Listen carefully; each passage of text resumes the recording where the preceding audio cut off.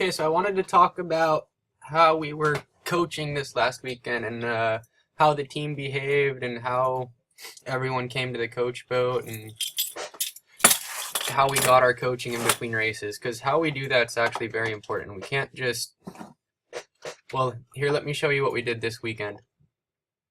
We have the coach boat up here. Here's our team coming up to the finish line. Here's whoever was the first boat on our team to finish that race is shown here in the green boat. Okay, so that first boat's gonna come up to the coach boat and grab a hold, and then they're gonna ask me for all the answers. They're gonna say, "Hey Greg, what side of the course is favored? What side of the start line's favored? Where am I supposed to go in the next race?" And this weekend the starting line was square and the course was square, and there were 10-degree oscillations that were going back and forth, and you could time them. So there was no good answer to what side of the starting line is favored or what side of the course is favored. It was something that you as an individual sailor had to time yourself into the wind pattern after doing your pre-start research to come away with the right strategy for the race. It was no easy answer that you were going to get to the coach. Okay, so what happened next was the next sailor and the next sailor would come onto the coach boat, and the more boats that grab onto the coach boat, the less maneuverability the coach boat has. Okay, so everyone would grab on, we would drift farther and farther downwind, and then we would just end up down here away from the starting line all clumped up together. Okay, so there's a lot of problems with doing it this way. The main thing is when we get to this zone right here with all these boats on the coach boat, I can't think straight and I can't give good advice because there's 15, 10-year-old opti kids screaming my ear off. But the main problem is that we want to kind of be working overall as one big group, one big brain that's thinking about the race course and is timed into the oscillations. And the more we sit here and grab on and have more and more people load up on the coach boat, the less we have people on the course doing their pre-start research and timing themselves into the oscillation. And me as the coach, when I get into this zone, when I'm overloaded with sailors who aren't paying attention to the race course, I'm also not aware of the race course.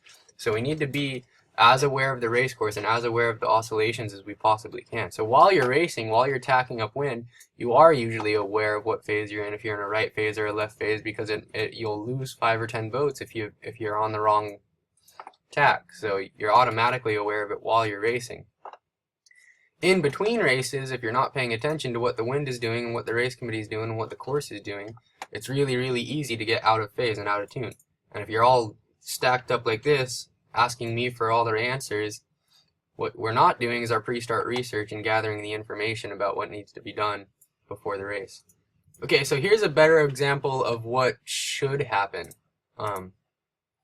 This is how we should behave in between races, especially at this venue. At some venues, like in Santa Barbara, where the race course is predictable and the wind shifts are predictable, and there is a favorite side to the start line and there is a favorite side to the course, then we can do more of what the last video showed. But on a race course where the start line's even and the course is even side to side and we have oscillations that we have to time into, that's not the way to do it. Okay, so this video is an example of what we probably should have been doing.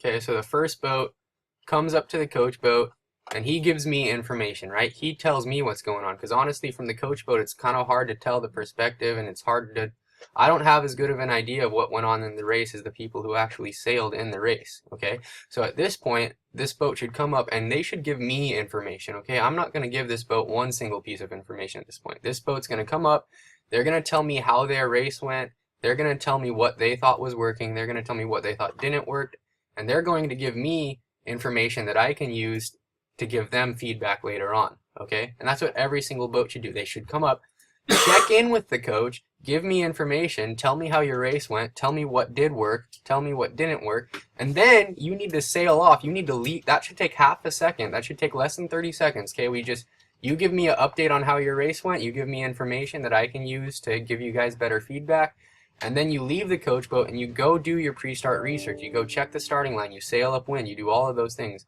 Okay, and then you come back to me and you tell me what strategy you formulated after you've done all of that thinking for yourself, instead of coming to me to give you the answers. Okay, because you need to time yourself into the oscillation. You need to check the starting line for yourself. You need to do your own pre-start research.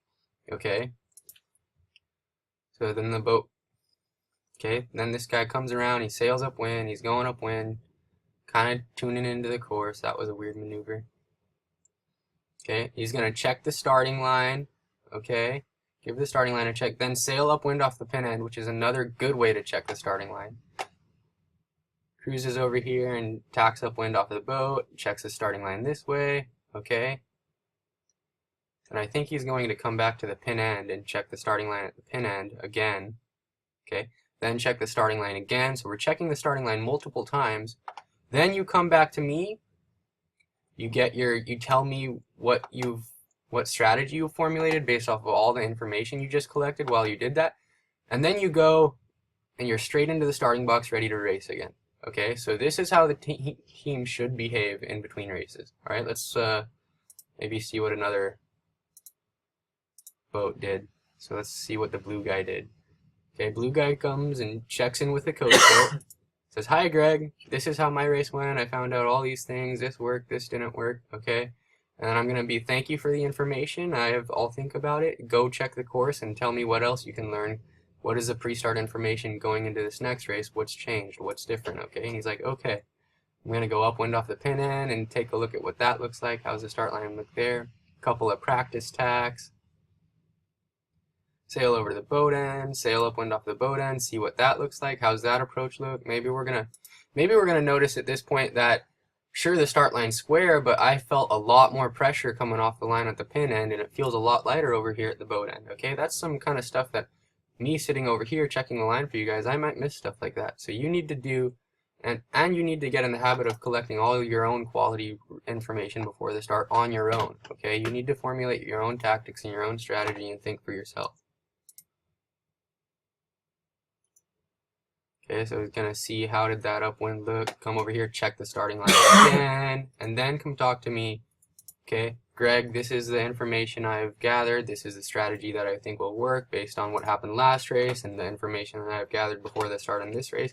And then he's gonna go straight into the pre-start box and get ready for the next race.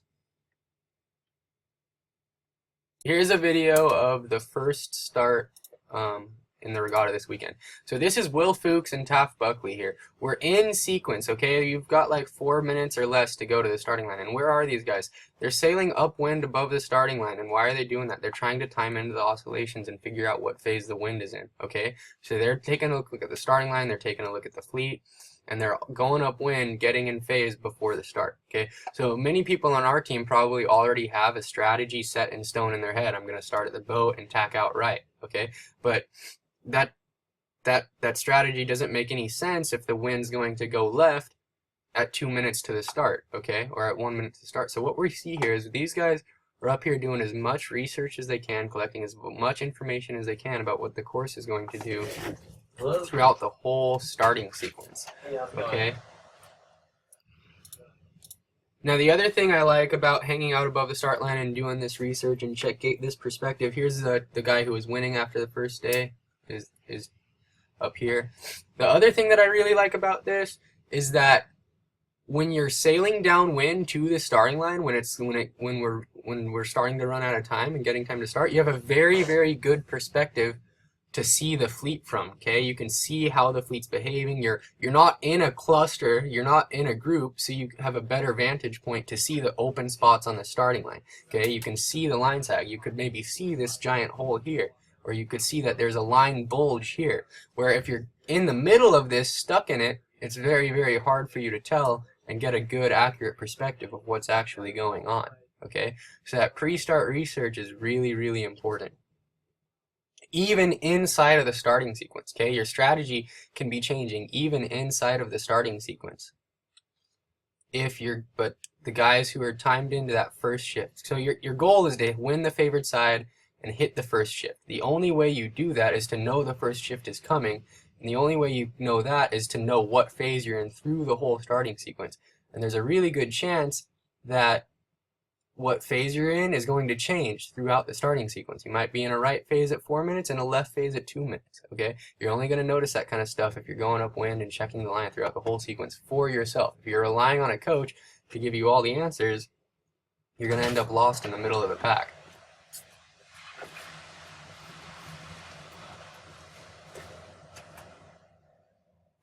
a little bit later on into the first race, and we see the San Francisco guys have escaped out off to the left after good starts. I've seen a lot of people in light air in Marina del Rey escape off the pin end to the left side of the course and come out looking great. Okay, so the one thing I really like about where this guy is right now is he's totally by himself, clear air, won the pin at the start, everything's looking good. All he needs to do is wait for one tiny left shift. As soon as he gets a good left shift and knows he can tack and cross, he can pretty much tack and cross everyone right now. So since that guy tacked, he should be tacked. There's no reason for him to continue going this way. Everyone's tacking. He needs to tack onto port, cover the fleet, and take their leverage away. I mean, obviously, if a 20-degree lefty comes, what he's doing is smart. But the fact is, you wanna manage risk, right? It's a risk management. So this move right here is actually really, really risky when he could tack, cover the fleet, consolidate, take away the leverage from everyone's going right, and be in the same position with half the risk or no risk at all. Okay, so this venue this weekend was all about managing risk and playing the fleet and consolidating, crossing people's bows and taking away leverage every chance you could get. So we see Jake and Will coming back on starboard tack now, so that's kind of indicating that we're in a right phase, and there's a chance that this guy who went off all the way to the left missed a shift trying to get to the favored corner.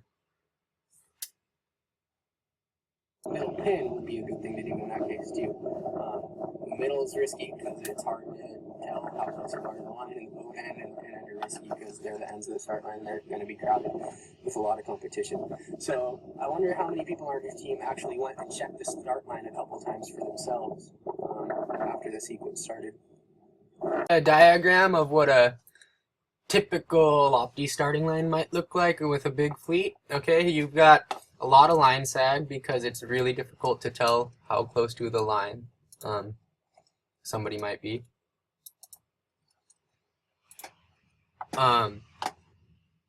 So let's just assume starting line's perfectly square, course is square, we have 10-degree oscillations back and forth, right? So where is the best place to start on this whole line? If that was the case, if the course and the starting line were really perfectly square, it doesn't matter where you start. Anywhere on this line is even. Okay, so it's who comes off the line with the most speed and the most options, right? Who has the most options? Who can tack whenever they want to?